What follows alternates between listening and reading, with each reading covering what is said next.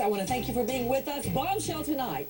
Stepmommy walks a 7-year-old little boy down the hall of his own elementary school to the science fair he's never seen again. In the last hours, in a stunning twist, 7-year-old Kyron's father files for divorce in secret.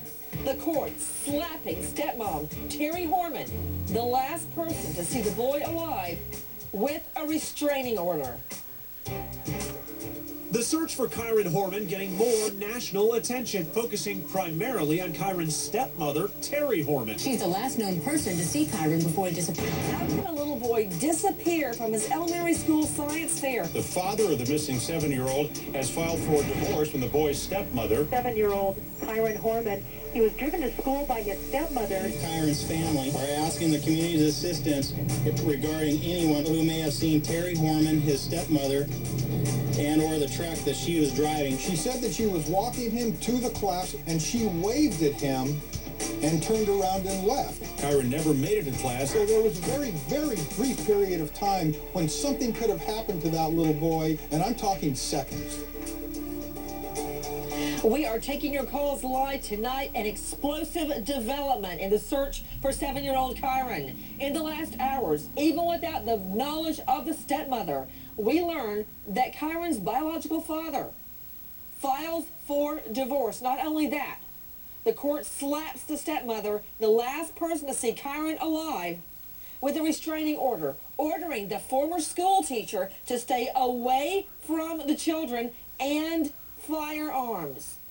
Those documents now sealed, so explosive that police fear if they are released, it will hinder the investigation into the search for Kyron. Straight out to Kevin Miller, investigative reporter. Kevin, what happened? Well, Nancy, that's what Terry Horman would like to know. She thought that everything was fine with her and her husband, Kane. Last night he files for divorce, seeks and gets a restraining order restricting her from access to him, the child, and restriction to firearms. And by the way, we don't know where Kane Horman is right now. Terry Horman remains at home in Northwest Portland, being counseled by her father. Now, when you say Kane, you are referring to Kyron's father, correct? Yes, ma'am. Now, where is he? We don't know right now. It hasn't been disclosed where he is or where Kiara is. She is with him. Now, Kevin Miller, here's my question. It's my understanding that he left at police urging and is staying in a secret location. Is that true? That's what we know of right now, and court documents, Nancy, reveal that he has left since Saturday, so obviously something went on with those polygraphs. Now, explain to me how you're fitting that together, because no one was telling us whether she had taken the second polygraph or not. But I know this much, and you can back me up on this. Mark Smith, joining us out of New York, he's a polygraph expert, VP of New Jersey Polygraphists. Mark, police don't want a second polygraph if you've passed the first one with flying colors. I mean, there's no police manual or procedure that says that, but in my experience with police, once you pass the first polygraph with flying colors, they don't drag you back down to the station for a second poly. Would you agree with that analysis? Typically, that's true. Something may have come up, new information after the first polygraph, and they want to follow up on that. Well, in my mind, Mark, you're right. That's looking at it extremely optimistically. Back to you, Kevin Miller. Kevin, we knew that she had been asked to take a second polygraph, and this is according to the grandfather. That is our source on that.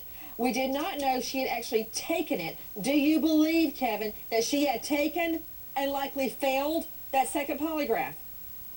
Yes, Nancy, I believe that based on the actions from this weekend, based on the filing for divorce, and based on the fact that Kane is not being, we don't know where he is, and Kiara is with him, and the idea of the restraining order being granted by the judge. Everybody, let me do a quick family tree. Kyron Horman, a 7-year-old little boy, is missing from his school science fair. The stepmother, Terry Horman, says she walked him down the hall, straight to his class. The bell rang. She waved goodbye. That's the last time she saw him. He never was in class that morning. So a couple of 3, 4, 5 feet maybe, he was kidnapped, abducted in the hall of the elementary school. We now know that the father, Kane Horman, is now hiding out, for lack of a better word, with their 19-month-old little girl. Kyron's little sister. To James Picken, reporter with the Willamette Week newspaper, he interviewed Kyron's stepmother, Terry Horman. James, what did you learn? You know, when I saw her, Nancy, she appeared pretty calm, pretty collected, pretty demure. It surprised me for a person in the position that she's in. With us, James Pickens from the Willamette Week newspaper. When you say she's calm, you know, normally that would be a good thing. But if your 7-year-old is missing without a trace, I don't know that calm is such a good thing. So could you please explain that in a little more depth? Well, I approached her at her house. She came to the door, did not seem surprised to see me or startled at all to have a reporter at her door, even though, as far as I know, I was the first person in many weeks to have done so. She stepped out of the house, and we chatted about things like her lawn and her pet cat. Lawn? Well, Her of cat? course, she made clear from the beginning that she was not going to talk about the investigation at all. She Why? never brought up Kyron. She said that she's under orders from investigators not to discuss the case. I tried to lead her down the road of talking about her family a little bit, family relations. She didn't want to go that direction either, so we talked about the lawn. Okay. With me, James Pickens, joining us out of Portland, Oregon, to Mark Class, president and founder of Class Kids Foundation. His own daughter, Polly, went missing, and since her death, he has devoted his life to finding missing people, specifically missing children. Mark Class, I've never known, ever, of police telling parents, don't talk to the media. Normally, they're saying, make a plea. Let the kidnapper hear you. Make the public interested in your child. Make them care. Make them look. Tell them the story. Tell them where you were that day. So maybe they saw your car. Maybe they saw your child. Anything. Put it out there. Am I crazy? Well, no, of course you're not crazy, Nancy.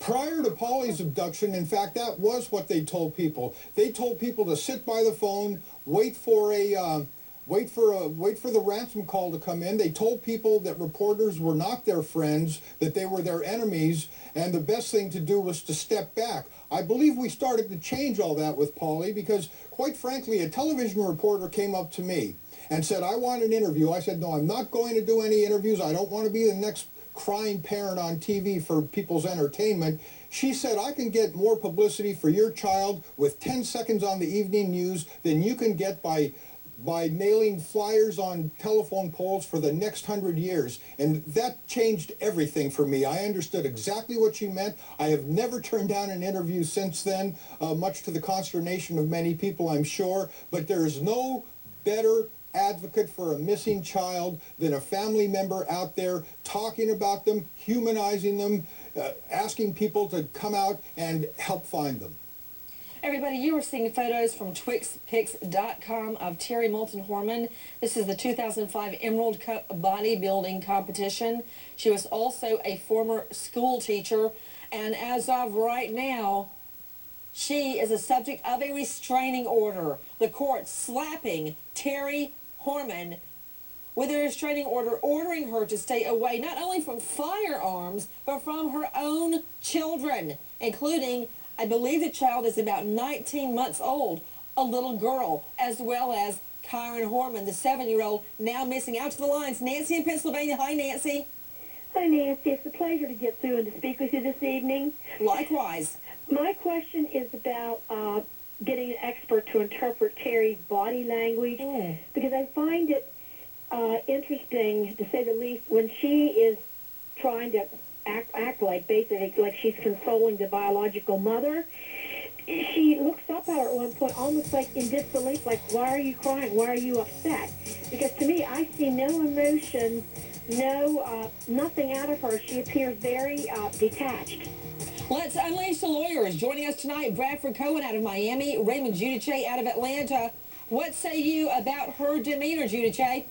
Well, it is a contrast to someone who would be concerned about their stepchild. As a step-parent, I know I would be going crazy, and they could take the DNA out of my bone marrow, let alone give a polygraph exam.